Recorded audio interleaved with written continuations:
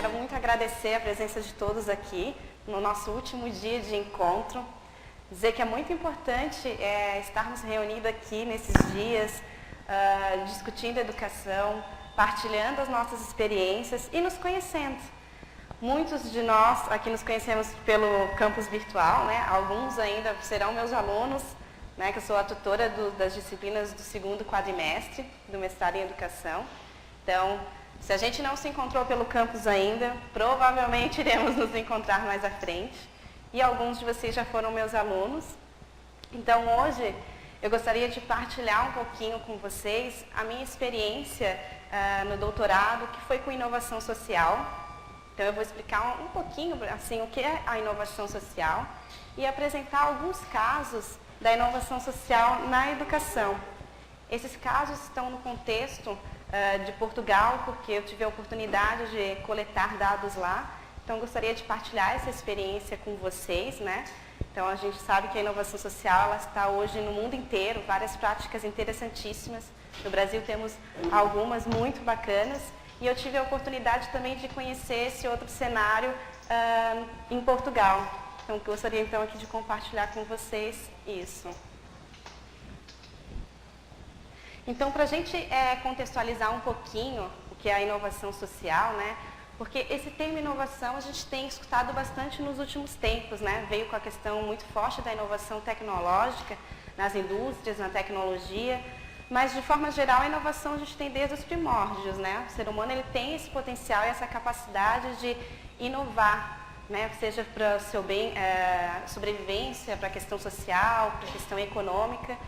E nos últimos tempos a gente tem falado muito desse outro conceito, que é a inovação social. Ele não é uma oposição à inovação tecnológica, mas ele é uma nova forma de compreender os desafios sociais e tentar solucionar esses desafios. Então, muitos desafios, como as alterações climáticas, as epidemias mundiais de doença, as desigualdades sociais, que são desafios bastante complexos, têm feito com que pessoas tenham se engajado a achar soluções mais sistêmicas para dar um suporte e solucionar esses problemas. Então, aliado a isso, a gente tem uma série de paradigmas que têm chegado junto nessa nova era, como a questão da economia social, do empreendedorismo social, que está muito junto ali com a inovação, né?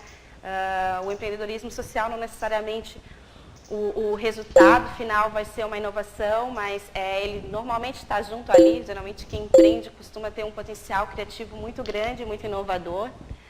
Então, a gente também tem a questão da responsabilidade social das corporações, que, apesar de ser bastante polêmico, ele tem mudado um pouquinho essa questão mais no sentido do empoderamento, da cidadania, a questão da economia circular.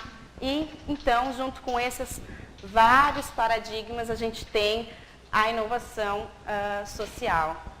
Então, a inovação social, como é que a gente pode definir ela? Na verdade, quando a gente vai na literatura, percebe que tem imensas definições de inovação social, não há uma convergência total, mas há características que são comuns nessas definições. Então, eu trouxe aqui uma definição que tem sido bastante utilizada, que são novas ideias, seja ela produto, serviço, um processo, que simultaneamente satisfazem necessidades sociais e criam novas relações ou colaborações sociais que são boas para a sociedade. Então, o que eu posso destacar aqui dessa definição, né, e que também tem em comum com várias outras definições propostas? A questão das novas ideias na inovação social é muito atrelada não àquela ideia assim super disruptiva, fenomenal, que ninguém nunca viu, e sim ideias incrementais, que vem com a complementação de recursos, com a forte colaboração entre os indivíduos e cooperação, que já é um grande desafio, trabalhar dessa forma, novas formas de governar. Então, a inovação social vem muito atrelada a isso, a esse tipo de novas ideias.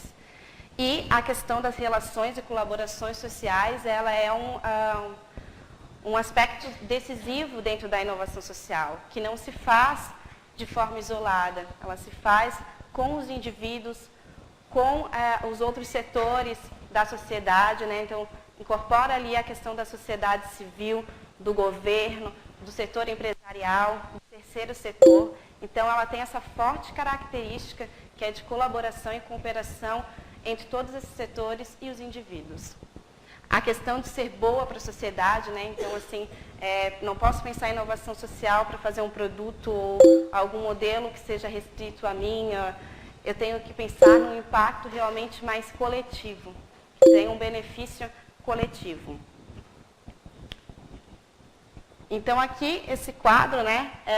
Deixei aqui, mas é um resumo, na verdade, de algumas características fortes da inovação social. Então, a natureza dela, com as combinações de recursos existentes, novas formas de cooperação. A complexidade dela está muito mais a nível das relações, né, de tentar trabalhar essa complexidade a nível relacional. O objetivo de cobrir necessidades amplas de grupos sociais. A motivação dela, então, é geralmente diferente da questão da inovação tecnológica da indústria, que é mais voltada para a criação de valor econômico. Aqui é muito mais para a criação de valor social. Então, por isso, tem a questão da motivação muito pela paixão, pelo reconhecimento e pela autonomia, o cuidado. O valor está na predominância das coisas imateriais e intangíveis. A estratégia de cooperação para a resolução dessas questões sociais. O locus são as comunidades. Então, trabalha-se com a comunidade.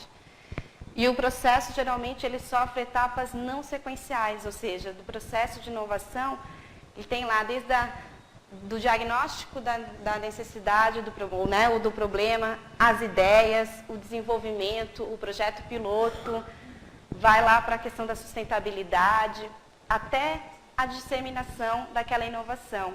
Esse processo na inovação social, a característica dele é realmente não ser linear. Ele vai lá pipocando entre essas etapas de forma circular. Só um minutinho, gente.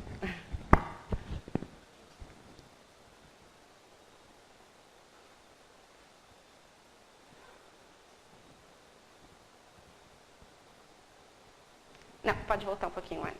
Um slide. Obrigada.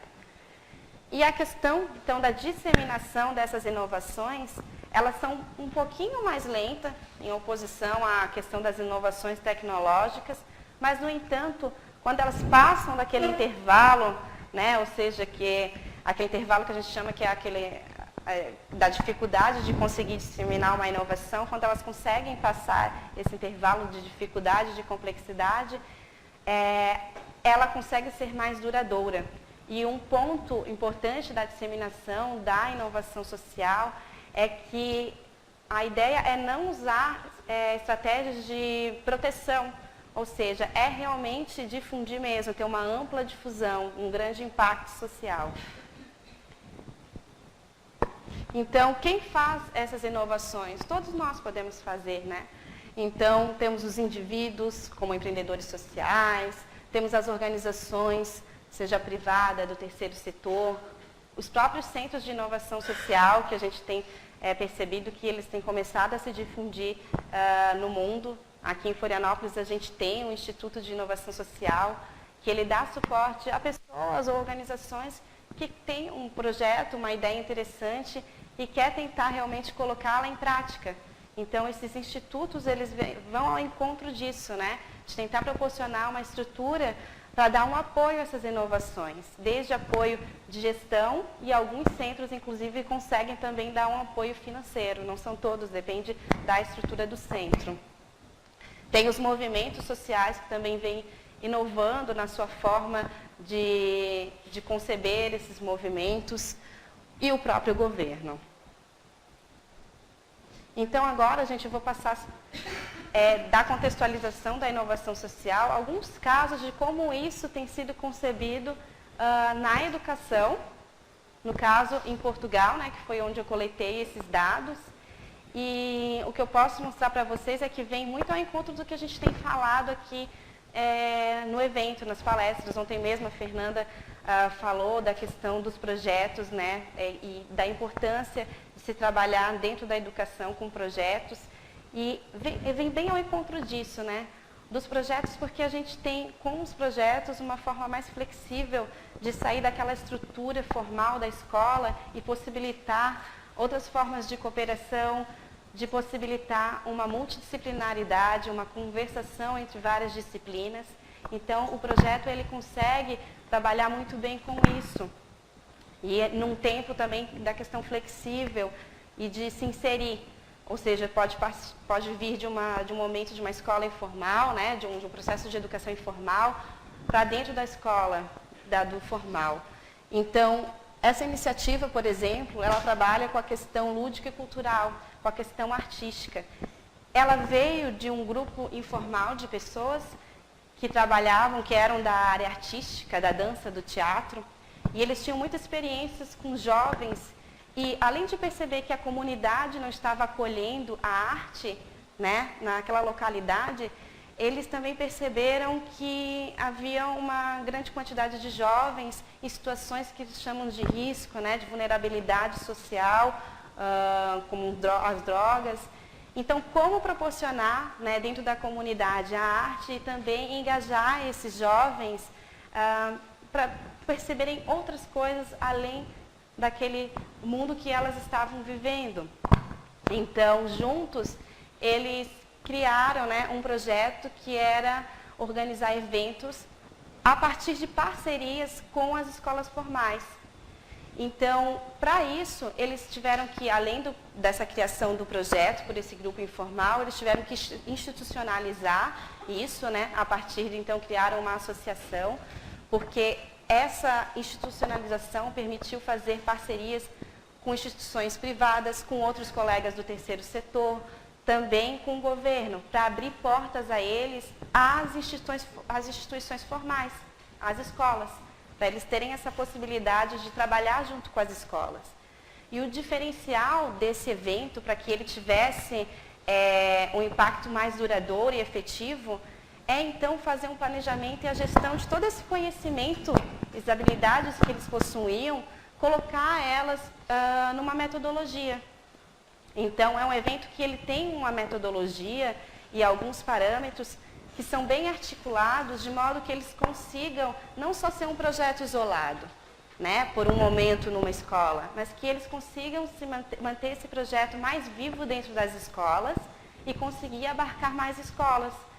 Então, as fases do projeto perpassa desde o conhecimento da realidade daquela escola, que varia, então tem que ser levado em consideração, e considerando a participação ativa e massiva de quem? Dos alunos, dos professores e da direção, porque são eles que vão construir, com o suporte dessas pessoas que já têm conhecimento e experiência artística, que vão construir aquele evento. Então, aquele evento depois vai ser passado para a comunidade em grandes espetáculos. Então, eles mesmos, os professores e os alunos, conseguem movimentar a comunidade para assistir esses eventos, conseguem engajar, por meio, inclusive, de uma estrutura que permite formar torcidas e tudo mais. Não tem muita questão tão em si da competitividade, mas sim do trabalho coletivo, de empoderar essas pessoas que estão lá. Então, aqui eles colocaram alguns impactos, já que eles conseguiram chamar da comunidade. Então, 3.000 estudantes, 150 professores, 40 escolas, 15.000 pessoas da comunidade. Então, eles começaram numa localização, numa cidadezinha no centro de Portugal. E, quando eles começaram, tinha 6 escolas que estavam junto com eles, né, nesse início. E depois, as próprias escolas começaram a procurar a associação. Olha, eu vi que tal escola estava no projeto de vocês e foi muito interessante, né, a relação que vocês tiveram com a comunidade e o resultado que obteve isso. Então, as escolas começaram a procurar e hoje esse projeto, dessa cidadezinha do centro de Portugal, já se expandiu por toda a região central. Portugal é dividido aí em 4 regiões, né, que é a norte, a central, onde pega ali Lisboa, tem a região do Alentejo e do Algarve, que fica mais ao sul de Portugal, Então, hoje em dia, eles já conseguiram abranger toda a região central, que é uma região considerável, assim, grande.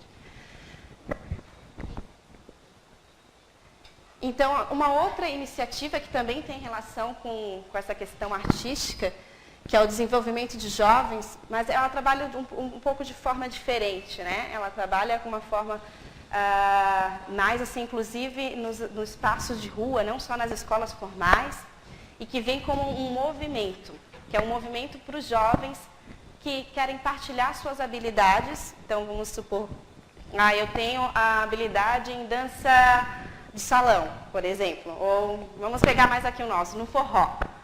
Então, eu posso, e junto com a associação, articular isso para que eu consiga passar esse meu conhecimento a outros jovens. Então, para explicar melhor esse projeto, nada melhor do que os idealizadores deles. Então, eu vou apresentar um vídeo que é público, depois até eu passo para vocês, posso passar para vocês esses vídeos, que mostra aqui um pouquinho de como foi feito esse projeto e como ele está hoje.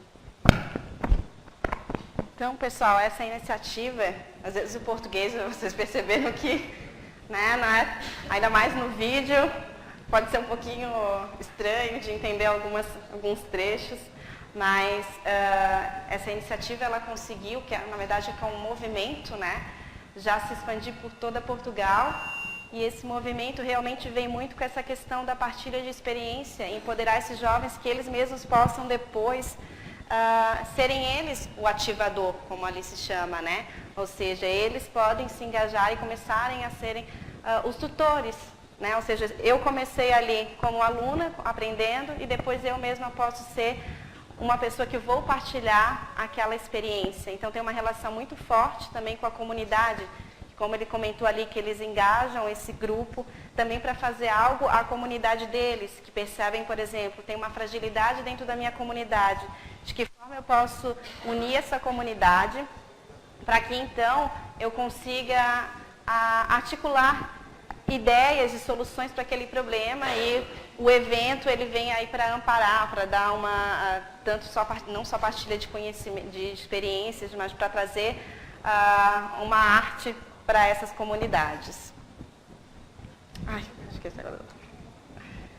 Um outro deles, e que a gente também tem muito aqui no Brasil, que é a questão do futebol, né? Para Portugal também, eles são apaixonadíssimos por futebol, assim como a gente, assim, são fervorosos mesmo, né? Cristiano Ronaldo lá é Deus no céu, Cristiano Ronaldo na terra. Então, assim, eles também são muito apaixonados como a gente por futebol. E o que percebe-se muito lá, aqui a gente não tem tanta essa questão, essa relação com os ciganos, mas lá é bem sério essa questão da rivalidade que se tem com a comunidade cigana, que está muito atrelada à marginalização, à violência. Então, eles têm bastante preconceito. Então, esse projeto, que daí já veio de dentro de uma instituição que já estava fundada, né? Esse projeto ele é um projeto mais abrangente, que está voltado à questão dessa discriminação e tudo mais, de inserção dentro das escolas, né, por meio de um projeto que vem também com uma metodologia para tentar trabalhar isso com jovens. E eles perceberam assim, opa, se futebol é tão importante aqui para a gente, por que não também dentro desse projeto maior junto com as escolas, por que não a gente trabalhar isso?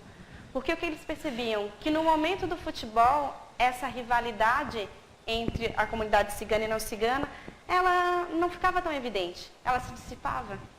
Então eles perceberam, por que não trabalhar melhor isso dentro do futebol? Ou seja, essa questão da discriminação e da rivalidade. Então eles começaram a elaborar um projeto que conseguisse trabalhar o futebol e toda essa questão da discriminação e dos valores e de um olhar para a diferença, né, do respeito. Então, utilizaram o futebol como desculpa, vamos assim dizer, para trabalhar isso melhor com os jovens. Um outro projeto também que está bastante associado, né, engajado com as escolas formais. Então, assim, é um projeto que veio à parte também de um grupo de pessoas que depois criaram essa associação e começaram a entrar nas escolas formais E também eles trabalham com escolas privadas, né? Com as duas escolas, que é o desenvolvimento de competências, que esse está muito mais atrelado à questão do indivíduo se perceber suas competências, perceber suas habilidades e os seus sonhos. Como trabalhar isso de forma relacionada, né, para o meu futuro, porque ele vem muito com a questão de, será que eu tenho que, os meus 80%, vamos dizer assim, do meu tempo lá, que eu estou trabalhando, será que isso tem que ser um trabalho só para sobreviver? Só para ganhar dinheiro? Será que eu não posso trabalhar também aliando a uma competência, uma habilidade, a um sonho meu? Né? Relacionar, tentar harmonizar esses processos, né? O da competência, o da habilidade, o do sonho e o da sobrevivência, né, mesmo, da questão da minha profissionalização. Então, eles criaram também uma forma de trabalhar com as escolas formais essa questão das competências. Então, eles usam uma metodologia que são basicamente em 3 focos, né? O foco em mim, que é desenvolver o autoconhecimento, descobrir os talentos e a capacidade, aumentar a motivação e proatividade. O foco no grupo, que é conhecer o outro, ganhar o sentido do grupo, perceber qual é o meu papel.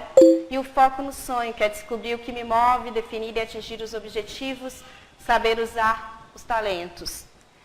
E aí, dentro desses 3 focos, eles trabalham em 2 formatos. Um mais rápido, que é a partir de uma sessão, um dia, e 4 Zoomers, que eles chamam, que são 4 pessoas que são de diversas áreas. Então, a gente tem desde professores na área pedagógica, a psicólogos, a pessoas do marketing, né, do coaching, da gestão. E também um que é um pouquinho mais extenso, que são de 4 a 8 sessões de 90 minutos e 2 dessas pessoas, desses profissionais que estão juntos, né? Como é que é a sustentabilidade? Não só dos outros projetos também, né? Eles trabalham sempre em conjunto com outras organizações, com parcerias. Então, a parceria é o que sustenta não só, muitas vezes, financeiramente, mas é o que dá o suporte a eles entrarem nas escolas, de ter esse acesso, né? De ter a sustentabilidade em termos de espaço físico, de recursos. Então, nunca trabalhar de forma isolada. Então, às vezes a gente acha que vai fazer um projeto, eu tive uma super ideia e acho que já vou conseguir implementar essa super ideia no dia seguinte. Não, é um processo longo, ele é demorado e é isso que muitas vezes, às vezes nos desanima, né? Não consegui implementar a ideia hoje, eu tive hoje à noite e que pena, não consegui implementar a ideia amanhã de manhã. Mas não, é um processo, essa parte do planejamento, que ela é muito extensa e demora. Essas iniciativas até hoje, elas têm que sempre se reinventar a forma de governar a própria iniciativa, a própria relação com os parceiros. Então, esse processo realmente, ele é longo, é demorado, e o que move eles realmente é essa motivação e a perseverança do que eles estão fazendo, porque é por amor, é o que gostam, e que acham que podem realmente fazer a diferença para essas pessoas, para essas comunidades. E um outro aqui que também aconteceu de estar vinculado à questão da educação, que daí vem nas séries iniciais de alfabetização, que é um material lúdico e didático inclusivo. Então, é um material que você pode utilizar de diversas formas, a partir de brincadeiras dentro da sala de aula, para ensinar a alfabetização. Mas não somente com um tipo de aluno, ou seja, eu posso trabalhar em sala de aula, que aí eles colocaram aqui o foco nos alunos também que tinham deficiências auditivas e visuais. Então, eu consigo trabalhar com esses 3 perfis de aluno, fazendo diversos jogos e brincadeiras de alfabetização com esse material didático.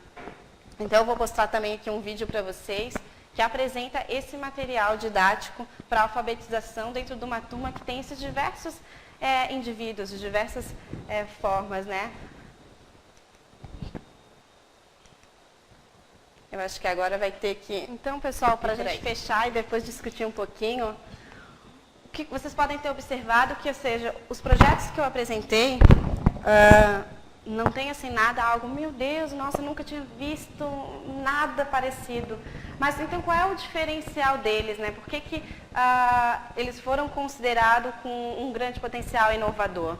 Então, uma das coisas é sempre observar que a inovação, ela é inovação dependendo da comunidade que nós estamos. Ou seja, talvez em outro país já se aplicava determinada tecnologia ou inovação, mas que naquela comunidade, localidade, aquilo era inexistente. Então, a adaptação para aquela comunidade, né, é uma forma de inovação. E a inovação social, ela vem muito desse incremento, e sempre com um olhar dentro para aquela comunidade, daquela realidade. A outra questão são os processos de gestão do conhecimento. Ou seja, essa preparação, esse planejamento, ele vem atrelado, então, com essa explicitação do conhecimento, das competências, das habilidades dessas pessoas que transformam aquilo num processo mais organizado e sistemático.